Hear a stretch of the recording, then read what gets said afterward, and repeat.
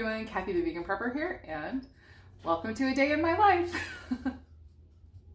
Vegan Prepper, Vegan Prepper.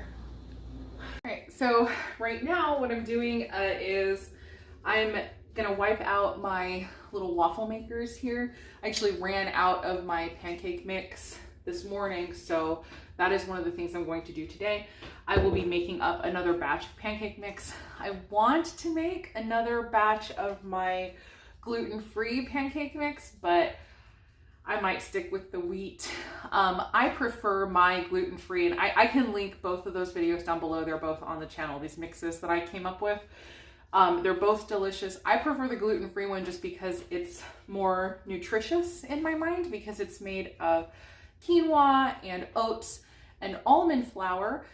So I feel like that has a more complete nutrition profile than just a straight up whole wheat pastry flour, which is what the other mix is based off of. But we have two people in the family who prefer the wheat one. I prefer the gluten-free one. I definitely prefer it for Sage. And although she can't articulate it because she is like, I'm talking. Even though she can't articulate it because she doesn't know that there's two versions, I have observed that she seems to prefer the wheat one. So I might make another batch of the wheat one. But like I said, I prefer the gluten-free one. I think it tastes better. And like I said, the nutrition is better. So I don't know what I'm going to do. I'm going to make the wheat one. Ugh. Anyway, so yeah, I'm going to make another version with the wheat. That's a very long and awkward intro. I'll just make another version of my wheat one, but I'll put the links to both of those down below. I love them.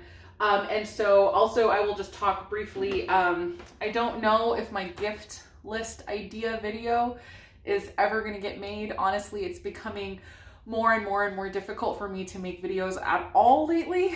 And so I can talk a little bit about that. But basically I will say that both of those pancake mix videos are fantastic and they work very well. You could make a jar of that and then get somebody one of these little waffle makers, because these are like basically my newest brand new favorite thing of all time.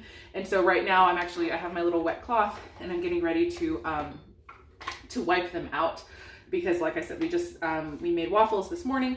But I ended up getting two because I am making a lot of waffles, and so it takes me forever to make waffles with just one.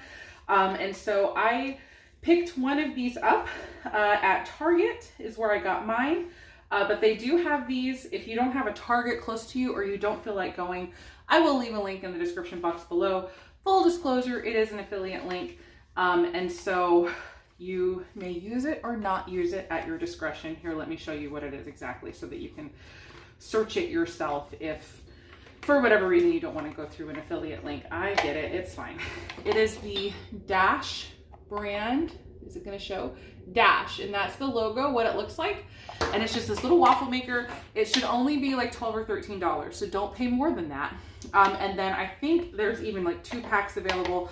But yes, at Target, they're only $12 or $13. I got both of mine at Target. And so I absolutely love this little thing. Both of my pancake mixes, the gluten-free one, you take about a 1/4 cup and you put it in, and that will make a perfect waffle. Like once you've gotten it all mixed up. The wheat one, I have discovered you need to use a little less than a 1/4 cup. So like a scant 1/4 cup, or else it will spill out. But yeah, I'm just sort of, like I said, just wiping it out. I do use a little bit of oil on these, but I don't use spray. I have said that before. I'll show you over here what I use, because it's still on the counter because I haven't done my dishes yet. And actually I need to check on the thing the timer was barking at me about, don't I? But it's like, you can wait. So yeah, I'm just gonna get these wiped out. Once they're dry, I will put them away. And so this is what I use instead of spray. This is another one of those moments where my quote unquote zero waste life, even though I'm not even close to zero waste, but I try to reduce waste where I can. And so This is one of those things, again, that came up not because I was being so eco-friendly, but because I figured out like I didn't want another thing to have to buy or think about. Like as far as my grocery lists go, like that is very difficult for me to manage all the different things. And so getting back to basics, scratch cooking was so much about also not feeling like shopping, and not wanting to spend money. And not having one more thing to have to remember to buy. And that was basically where this was originally born, but it's also accidentally zero waste, low waste, whatever. And there's been a lot of other benefits where basically I just take a little dish, I put a little bit of oil in it, and I use a silicone brush. And I just use the silicone brush, dip it in the oil, and then I kind of brush inside of the little nooks and crannies of the waffle maker. And then whatever else, like if I'm making pancakes and I'm not using a non-stick pan, I'll just use that same silicone brush and just do a very, very thin coating, say in my cast iron. And then that keeps everything from sticking. And then you don't have to use a ton of oil, like pouring from the thing. So you're saving money on your oil. Also, you're using less oil, which is good probably for everybody. And then the other thing, the main thing that I have discovered that I love about this so much, and I would never go back to the sprays, even if I don't know, if I had to, like I wouldn't want to. Now I'm trying to imagine the world in which I would have to use the spray. You must use the spray. Like the spray mafia comes by or something. I don't even know. Oh my gosh, you guys. So I've been up since 4. I woke up like awake today. So you guys are getting me kind of feisty today. But anyway, I don't want to use a spray. The other benefit that I have discovered, which I'm going to actually tell you now, is that I don't end up with spray everywhere. So I don't know if you've ever, had that, like where you're using your cooking spray, but it doesn't just get inside of what you're spraying. It's getting everywhere. You end up with sticky, greasy mess around where you were spraying. And I hated that. I used to always hate that. I'd put like in my old waffle maker years ago when I was still using the spray, I'd like put a paper towel behind it when I went to spray it. And it just, yeah, I hated that. So that is another kind of awesome bonus of using that particular brush, and like the brush and oil method is just great. And so then once you get through it, you toss it in your dishwasher. Actually, this has been out now for like 2 days on my counter. I am gonna go ahead and wash it even though there's still a little bit of oil left. But I just end up using it for pretty much everything.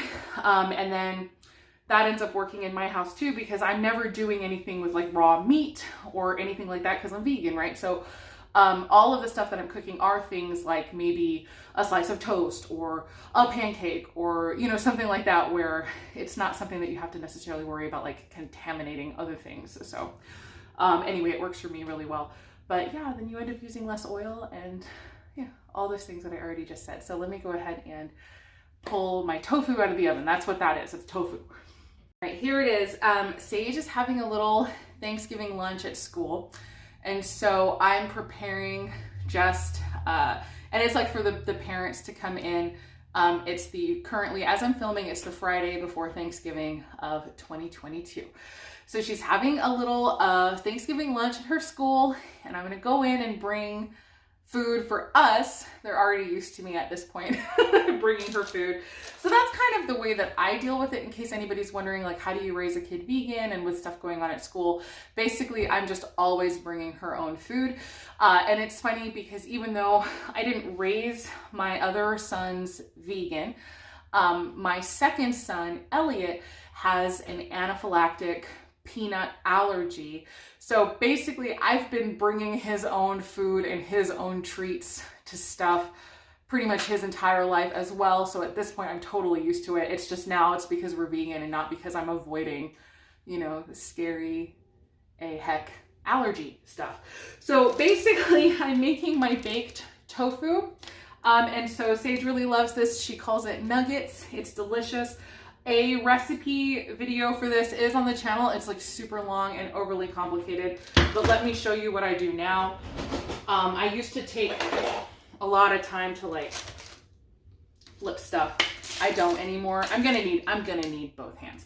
But basically, once it comes out of the oven, after about 20-ish minutes, I just stir it now and get it all stirred, and then it goes right back into the oven for another 20 minutes or so. It usually takes about 40 minutes to an hour at 400. I'm doing it at 425 today because I'm in a little bit of a rush. And so basically what this is, and sorry I wasn't filming when I started this, it's just cubed up tofu with some liquid aminos, like soy sauce basically, but I'm using liquid aminos, and then a whole bunch of nutritional yeast, and then you just mix it up. I will link that video down below, but you don't have to go through the kind of complicated flipping and like exact placement and stuff like I used to. You see, now I just scrape it. So that's all it is liquid aminos and the nutritional yeast, and then you just bake it. And I stir it, like I said, every 20-ish minutes or so, and that's gonna go back in. And even if it's partially baked, it's still good. But when it gets all the way baked and it's like super chewy, that's when we like it the best. That is also, this right here is what I base my beef stew on. This is the stew meat. And so it's absolutely delicious, and I'm working on that recipe. As soon as I get it, I will absolutely put that on the channel. But yeah, I'm gonna go ahead and get this back in the oven for like 20 minutes. All right, now I'm getting ready to make the milk I'm going to use in mashed potatoes. I'm going to just make up a super fast batch of instant mashed potatoes to go with our turkey I'm taking to Sage for school, and that is basically going to be the extent of what we are going to do. She doesn't really care about anything else, but she likes mashed potatoes and she likes the tofu stuff, and so that's going to be our quote-unquote Thanksgiving. And so basically I'm going to make up some almond milk. I actually typically use soy milk for my potatoes, but we only have a very little bit left, and I'm just gonna go ahead and just save it for my son for his afternoon coffee, because I know that he's gonna want coffee this afternoon. And so soy milk to us, after being vegan for over 5 years, I've tried everything. And to us, just regular, usually unsweetened, always organic soy milk is the best creamer for coffee. It's just the best thing that we have had or found. It turns it nice and creamy. And then, yeah, I don't know, it's just the best. So that's our opinion. And I've tried coconut milk from the can even, like nothing creams as well as the soy milk. I don't know what it is, but that's our opinion. Of course, it does taste a little like soy milk, and definitely certain brands will taste more soy-y than others. Like, what word am I looking for there? I don't even know. But yeah, that's just what we have found to be the best. And then you can sort of take it or leave it, or decide for yourself what you like the best. But so in order to make my mashed potatoes, I'm gonna make an almond milk. It's gonna be, though, I want an extra creamy one. So instead of 4 cups of water for 1 cup of almonds, I'm going to do 3 cups of water for the 1 cup of almonds, and then that's just going to make it a little richer, and I think it's going to be a little bit more appropriate than the typical ratio, which I already said is 1 cup of almonds to 4 cups of water. Now, I typically would soak these, of course, but the reason I'm not soaking them is because these are my almonds, which I have already pre-soaked and then dehydrated. I have a video where I talked about that process. Basically, in the Ultimate Dehydrator Cookbook by Tammy Gangloff, I hope that I'm remembering her name right. She talks about increasing the long-term storage life of your nuts by pre-soaking them and then dehydrating them. And then the kind of nice thing about it too that I have discovered, even though I like to still let them sit in the water just a little bit, but not for very long, is it basically makes almost instant nut milk possible, because my nuts have already been soaked, and I don't have to worry about all of that. And then also they're super crunchy and delicious as snacks. And so I don't know, I love that I already went through this process. And so yeah, anyway, that's what that is about. In case anybody's like, why are you not soaking your nuts? That's why, because they've already been soaked and dehydrated. And then yeah, it's supposed to, like I said, increase the shelf life. I don't know how much, she doesn't specify, but she says that you can make your nuts suitable for long-term storage if you soak them and then dehydrate them before you store them. But she doesn't ever give a figure on how long the long-term storage is. So I don't know, you can decide for yourself what you would like to do or try. For me, it's just nice, like I said, to sort of have almost instant nuts for nut milk. And yeah, so I'm gonna go ahead and get that blended up and squeezed out after it's sat for a little while.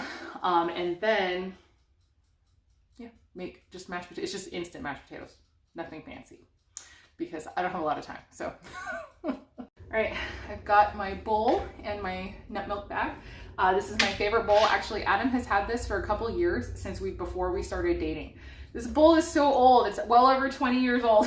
Like, it's just funny. And it's just like this old plastic bowl. It probably has BPA in it and everything, but it pours. It works. So this is the one that I use when I'm making my nut milks because it just pours perfectly. Holy moly! I am not planning that for the video, you guys, although it is funny. It is basically my whole life. Like, I'll be in the middle of something and a timer goes off somewhere. That's just like the way that my life is. But anyway, it pours so well. There's no drips, no nothing. And so this is the one that I like to use the most for my nut milks. And then my nut milk bag. And so basically, I will go ahead and get these blended up, get this strained out for my extra creamy nut milk. And we'll go from there. So now stir the tofu. So that's what the timer is for. I need to leave in 15 minutes. So I'm gonna get this stirred up. I don't know, can you even hear me? And then this is gonna go right back in the oven, and I'm just gonna let it be in the oven basically until the moment I have to leave. That one fell on the counter, and then I tried to put it back on and it just went whoop, right onto the floor. So I guess that one does not want to go back in. But yeah, here's where we are now. So we'll just go back in for another 10-ish minutes. And I need to go ahead and, like I said a million times, make this milk and make my potatoes.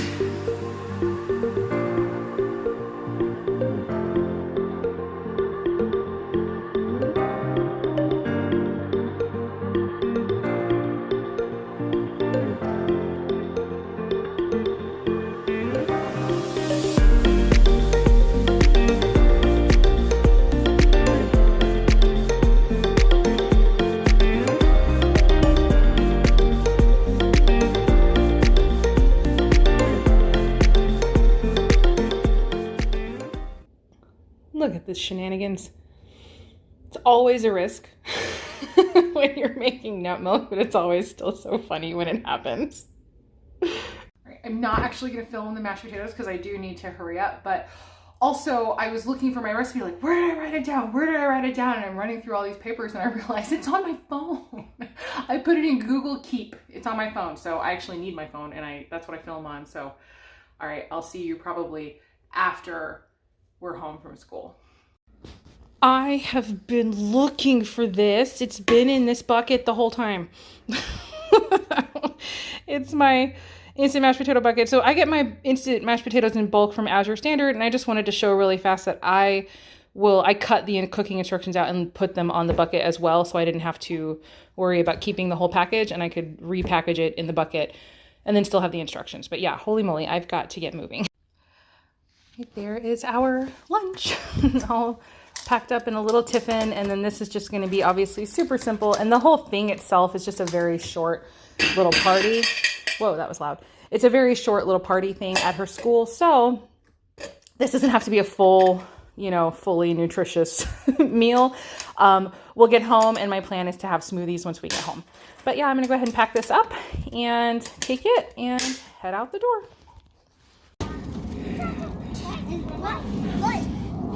Why are these for the eyes? Yeah, you could put the eyes on, I guess, like right here. There's a fan. Yeah. Very cool. Sage, will you look at me? And let me see your crown. Oh, wow. You did such a good job. We had an excellent lunch at the preschool, and it was a lot of fun, and everybody was playing around. And so, yeah, we just brought our food. And in case anybody wonders, For my experience, 99 times out of 100 at this point, nobody cares if you bring your own food to an event and you just eat what you eat. I think allergies for one thing, but also different diets and styles of eating are just so commonplace at this point that for the most part, people don't even bat an eye. I just opened up my container, and then I had one of my mom friends there, and she says, "Oh, what are you eating?" Because we're like friends, because like we know our kids from the preschool now, but we're not good enough friends that we've really discussed our lives a lot yet. But she's like, what are you guys eating that smells so good? And I just said tofu cubes and mashed potatoes, and that's all I said. I wasn't like, oh, because we're vegan, so we're not eating any of this stuff. I don't have to explain anything. Just say tofu and mashed potatoes. And I was like, oh, that smells so good. Oh, I love tofu. Like around the table, people are saying things. And so that stuff like that too is more commonplace now than it ever used to be. People are used to different kinds of food kind of more than they ever used to be. And so the veganism thing actually didn't even come up. Like I didn't say I'm vegan. We just are eating what we eat, and people are like, oh, that's cool. But then actually the funny thing was people got really focused on my little container, the stainless steel tiffin. And so talking a lot about that. I love that container. That's a super cute container, and like, what are the benefits? And it's like, oh, you can have it for hot things, and then you don't worry about it breaking in your bag, and but it's not leak proof. And so it's like we're discussing around the table a little bit about my container. And then I thought one of the moms, she had really cute nails, and I said, oh, hey, your nails are really cute. And then it moved to nails, and it just went on. So we all just sort of sat there happily eating our lunch and hanging out. Our kids were playing. And so basically, again, 99 times out of 100 is not a big deal. But also I think too that if you yourself don't like make it a thing, then it's not going to be a thing, because it doesn't have to be a thing. That's probably one of my top 3 mom-isms, that if my kids someday say, what was something that your mom always said, that's going to be one of the things that I almost always say is, it doesn't have to be a thing. Like we don't have to make it a thing. And so, yeah, anyway, I'm home. I have a little bit of time before I'm going to go pick up Elliot. So I'm actually going to play some Skyrim. I am a gamer, and I'm having fun kind of to myself, just hanging out doing this. There are many games. This is an old game, you guys. Many games that have been made. I just haven't found anything that I enjoy as much as I enjoy playing the Elder Scrolls games. I don't know. I'm a gamer, and I like what I like, okay? And I've tried many other games, and there's games out there that are fun, but I just always come back to these games. I don't know what it is. I play them over and over again. I've been playing Skyrim now for over 10 years. I don't think I'm done playing it yet. It's just a really good game. So anyway, yeah, I'm going to do that. I'm going to enjoy myself and just hang out for a while. And then I'll probably bring you guys back after I've picked up Elliot and when it's time for me to make my pancake mix. All right, I'm back from Skyrim in the real world again. And I was getting ready to put the mashed potatoes away. And I suddenly thought, why not make some gnocchi out of them? That's actually pretty much my favorite thing to do with leftover mashed potatoes, especially when there's only a small amount, and it's kind of like, okay, that could be maybe one serving for one person at a later meal, but let's go ahead and turn it into gnocchi. And so another thing that I will do with leftover mashed potatoes, although I would need a few more than this, is to create kind of a shepherd's pie type thing, but I do, lentils or whatever, and then spread the potatoes over the top. Or, just save it and somebody will eat mashed potatoes later. But yeah, I feel like doing some gnocchi today. So I used to do this all the time before I went vegan. You add an egg and flour, and then you just mix it up and make yourself gnocchi pasta. But obviously I'm vegan now, so I don't add egg. But I do throw in, like a tablespoon, maybe 2 of flax, and then enough flour that it creates a dough that you can manipulate and roll and cut. And then I freeze it. So I'll put my gnocchi on a pan and then just freeze it. And then once they're frozen, they can get popped into a bag, and either somebody can have some amazing gnocchi pasta or whatever, or more typically what we do with it is we put it into soups and stews as almost, well, as gnocchi, of course, but like, you know, creates kind of a dumpling experience in your soups. So basically with this amount, it's, gosh, maybe 1.5 cups of mashed potatoes. I'm gonna just do, you know, tablespoon or 2, like I said, of some flaxseed, and then toss in a bit of flour, but also water. I forgot to mention you do add some water. And so I'm looking, I don't know, it's like I always I try to err on the side of less flour rather than more. I'm gonna throw in some water, not a ton, because there's already moisture in the potatoes themselves. And it's just so easy. And honestly, like I said, this is not really a recipe. This is just sort of a method. Every time it turns out a little different, and that's okay. Because ultimately you're still essentially ending up with like a potato pasta dumpling, and like, it's honestly kind of hard to mess that up. So I would definitely encourage you to give this a try. Actually, oh gosh, I'm using all-purpose flour. A lot of times I use whole wheat flour, and yeah, you just do whatever you want. I'm looking at that. It is still very sticky and wet. I'm gonna add a little bit more flour. I might have put in a bit too much water. So you're kind of aiming, well, obviously, like, look, normally you would be adding an egg or 2, right? So you'd be aiming for a similar amount of liquid because the potatoes themselves are already wet. You don't need to add a lot of liquid. And so, yeah, I'm just gonna sort of get this in until it becomes something that I think I can start manipulating and rolling out.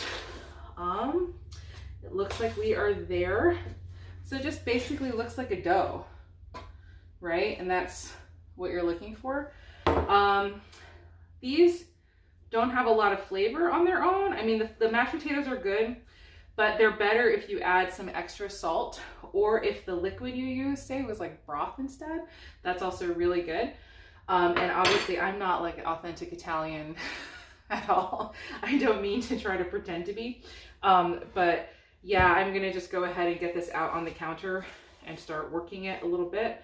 And so I have, before I started this process, I already cleaned off my counter just with dish soap. Is my favorite way to do it, is like a couple drops of dish soap and then a wet cloth, and I just scrub it, and then usually go back, scrub again with just water to rinse the counter. Let me see if I can get it in your view. So yeah, it's already, like, it's a dough. It's kind of sticky still, but like, it's sticking. I don't know how to describe it. How would you describe that? Like, it's not sticking, but there's a little bit of a touch to it. But now that I'm working it, it is starting to stick. So I'm gonna add a little more.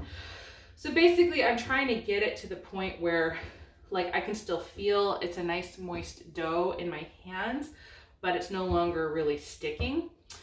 And so, yeah, it's just sort of what I'm doing here. Oh, I need my bench scraper. Oh yeah, this is still pretty wet. I'm gonna need to add a lot more flour.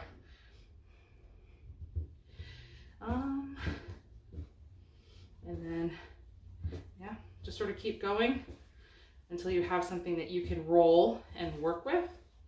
And that's the goal, because we're going to be rolling this into a long snake, and then cutting pieces. And yeah, I need my bench scraper. That's also what I use to cut my pieces out. Actually, this is essentially okay. I keep reaching in with my hands covered in stuff. I don't normally do that, but oh well. I think was I mentioning already in this video at some point, I know I need to be careful. Like, if this were actually full of raw egg, oh my gosh, yeah, I would not be willing to go near my flour. But I guess I may be a little lax, more lax than I used to be, because I'm vegan. And so it's not like, I mean, there's potatoes, I guess, but there's no raw egg or anything in this. And so it helps me be a little bit more relaxed in the kitchen. But yeah, I'm gonna actually wash my hands off a bit and get my bench scraper and come back when this is ready to go. All right, so this time around, it's staying sticky for way longer than I expected. And I don't know, again, if I just added way too much water, I'll have to watch the video myself to see if I was talking and I should have been paying attention.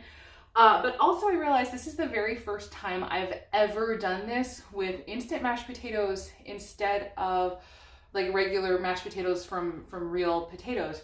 And I'm wondering if there's something about that that is stickier than just regular potatoes. It's possible. Regardless, I have it to where I can work with it. I don't want to add too much more flour because it is supposed to be like a nice soft kind of potato-y dough. But basically I've got the dough now shaped into a little ball. And all I'm gonna do now is chop it into more manageable sections, because once you start rolling it, it's going to get really long. And so you wanna give yourself kind of smaller sections to work with. And then I'll sort of coat the sides a bit, and then I'll just start rolling. And then it'll spread. And so I like to get mine to, I don't know, maybe 3/4 of an inch. We'll see. Once I see that it's the size I like, I'll tell you. So I can already tell I've got way more flour in this than I normally do because there's gluten and it's giving me some resistance. But who knows, that might end up being really good.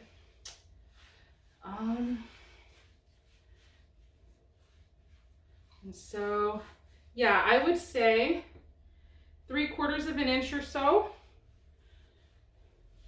And so you see that kind of smallish section became this long thing. So you definitely want to have smaller sections to roll.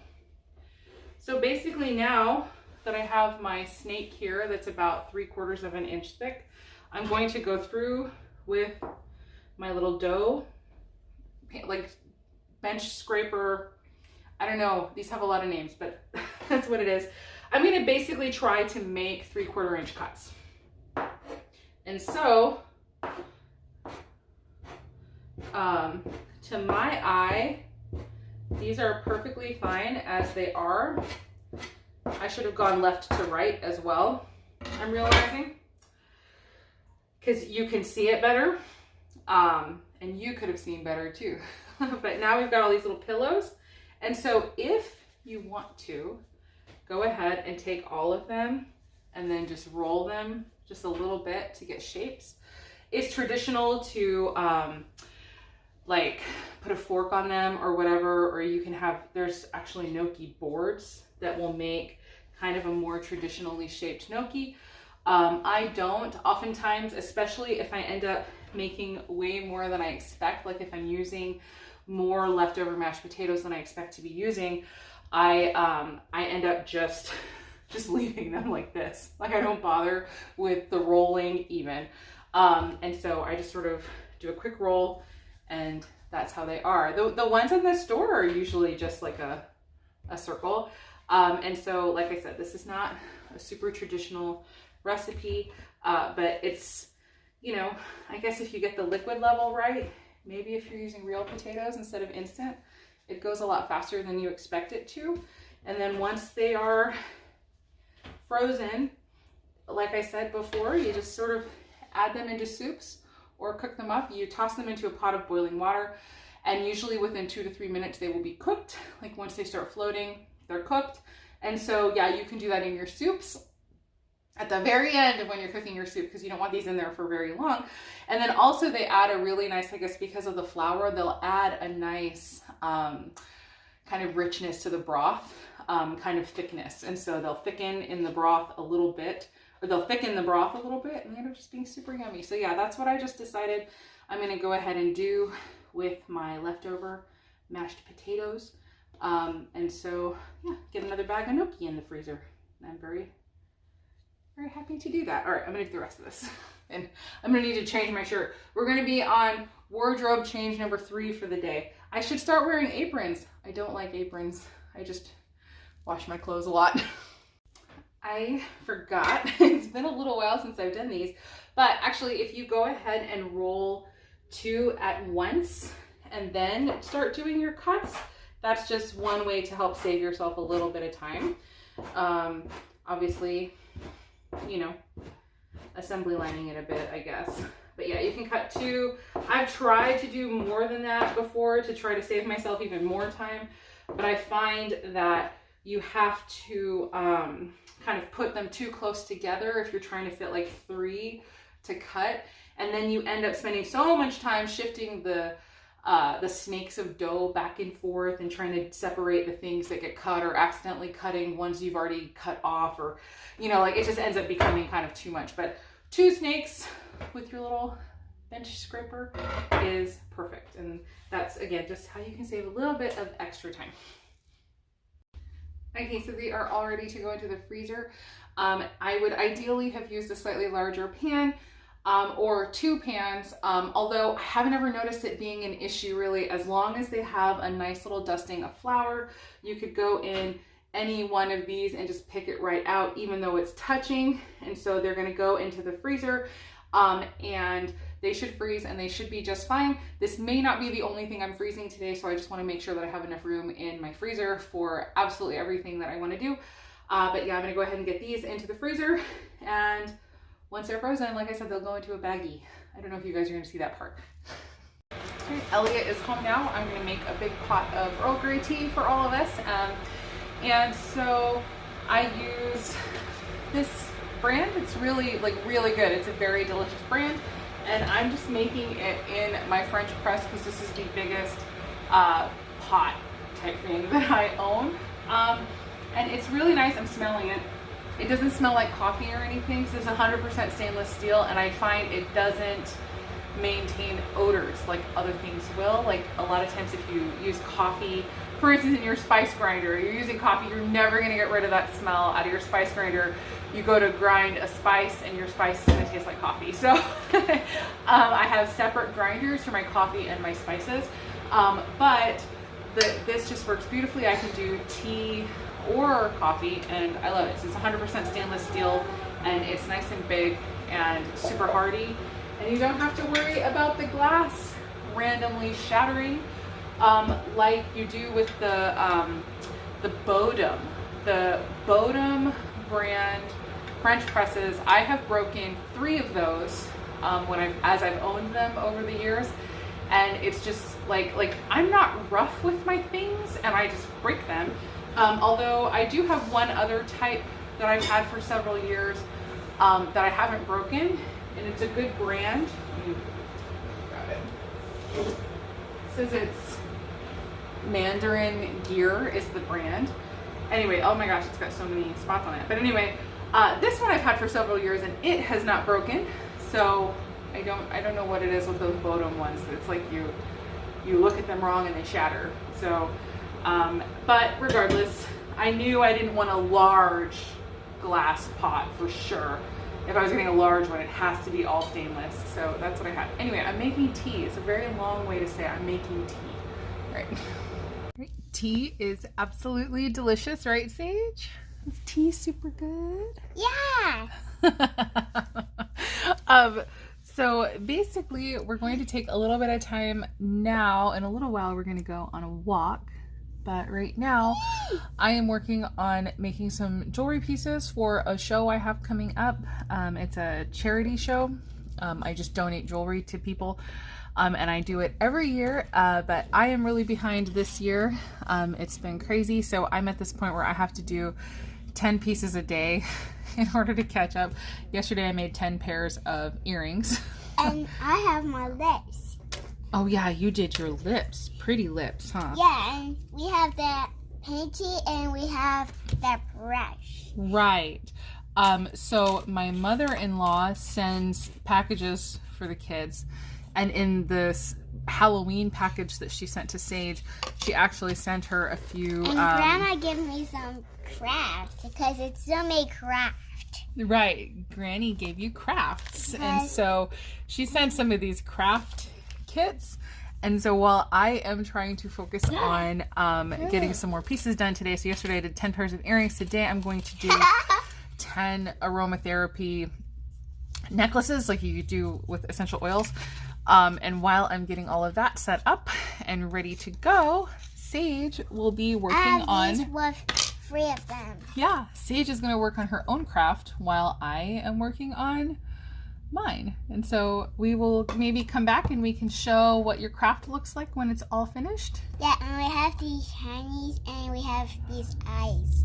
Oh, okay. Do you want to show everything that you have? Yeah. Okay, here, point, and it will show your finger. There you go, see? Eyes, Uh-huh. hangies, that candy canes, and we have this paint and brush, and we have these. Oh, wow. Those are stickers? Yeah. Okay, so Sage will work on her, and Mommy will work on her craft.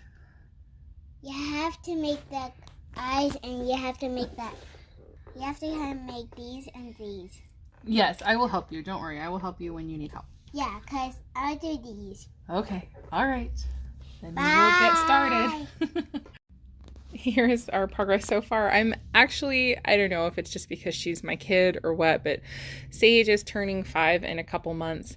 And I find myself really impressed with her precision. She did this herself completely. I didn't help at all with this. So I don't know if that's just me thinking my kid is a genius because that's what parents do, but I'm pretty impressed. I think she's doing really well. And then I have gotten 8 of the initial wraps done on these guys. So basically I just do a little wire wrap around the neck. The bottle will get filled up to about here with some salt. I'll show you when it's all done. And I need to go ahead and finish these 2, but then cut a frame piece and hammer it out. It ends up looking really cool when it's all done. And then it's going to get just a like an adjustable cord. So like I said, I'll show you guys when that's all done. Progress that we have both made so far on our crafts. But I need to go ahead and go get pizza dough into the bread machine because we're going to do pizza tonight and I want to just go ahead and get that done. I'm not going to film any of that. I know this video is getting really long, so I'm just going to link the recipe down below that I am using, and it's an absolutely delicious pizza dough recipe. So I will link it below, and I'm just going to go ahead and get that into my bread machine. It is 4:30. So it should be finished, at least the dough cycle will be finished maybe a little after 6, and then we'll start making our pizzas at that point.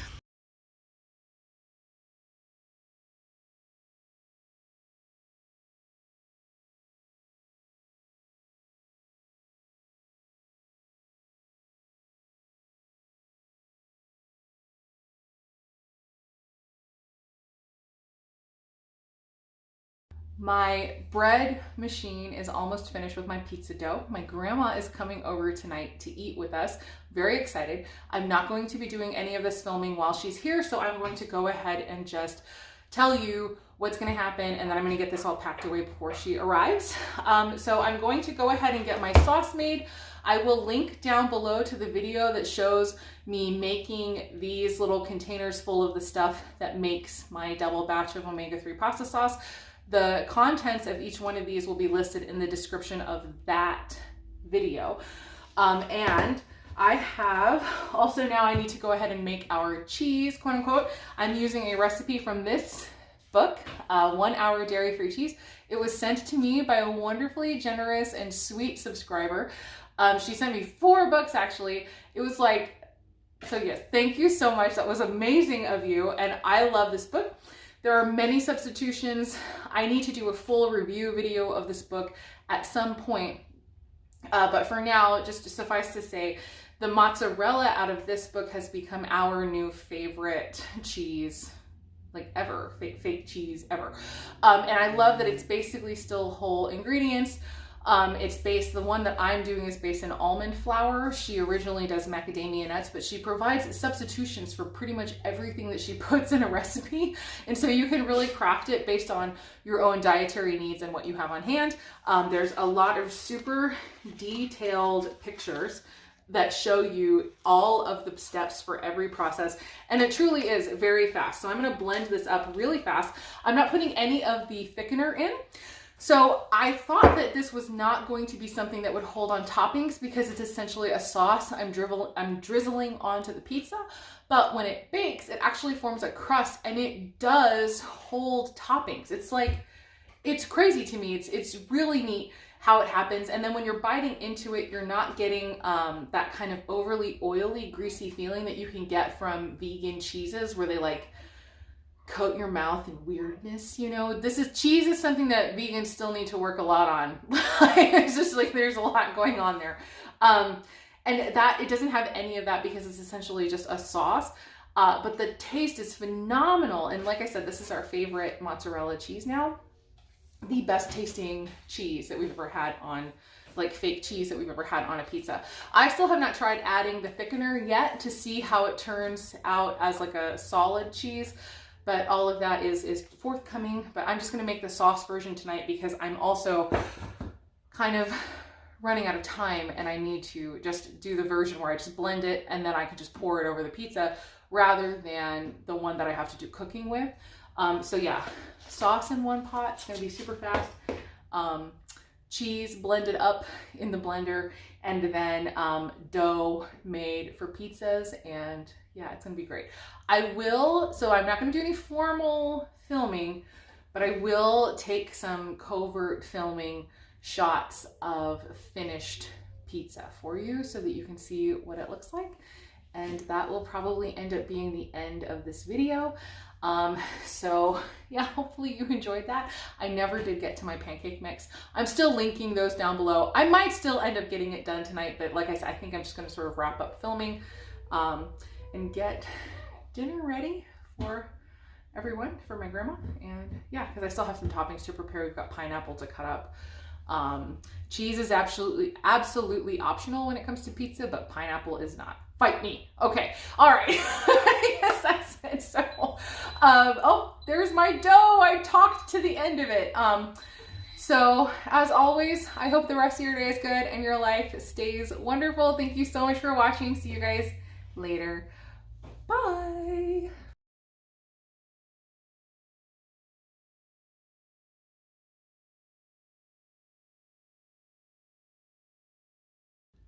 I am making the pancake mix. It's the next morning. So I know I already said goodbye, but whatever. So I am making the gluten-free one because I want it to have more nutrition in it. We're just going to have to we're going to switch. We're going to take one turn with the wheat one turn with this one. And so basically that's it. But the video will be linked down below so that you can get all of the particulars.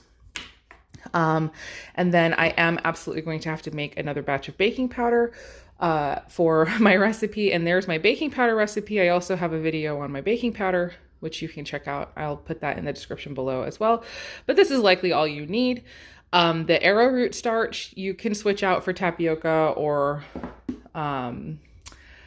cornstarch or whatever starchy thing that you want. You can switch it out. So I guess the last clip of the video will actually end up being a finished shot of one of those necklaces, just in case any of you were curious how my little, I call them my smelling salts necklaces. They're for essential oils, but that concept will work for, you know, any little glass bottle. You can put salt in for your essential oils as a diffuser, and then you sort of pop the top off and you can kind of smell it. It's great for things like peppermint. One of my favorite things to put inside one of those necklaces is a combination of peppermint and orange essential oils. And then you smell it and it's just like, like it just gives your brain a little boost, and helps kind of wake you up if you're sort of dragging, especially kind of mid-afternoon slump. That's where I love to have that kind of stuff in, but also they look really cool when you're wearing them. So anyway, those are really popular every year at the little show that I do. And so I am, making sure that I have plenty of those on hand this time, because I always run out and then people get disappointed. But yeah, I'll show you a shot of what that looks like, and then that seriously is going to be it. So yeah, thank you for sticking around this long, and see you later. Bye. I wanted to quickly show the gnocchi and just show that they turned out totally fine. There were, you know, a few you had to kind of go to sort of break them apart, and there was just one that I had to apply quite a lot of force, but they just broke apart very easily. It's actually been a few days since I filmed originally, and I just wanted to show that they broke apart just fine in the bag, and they're ready for future meals.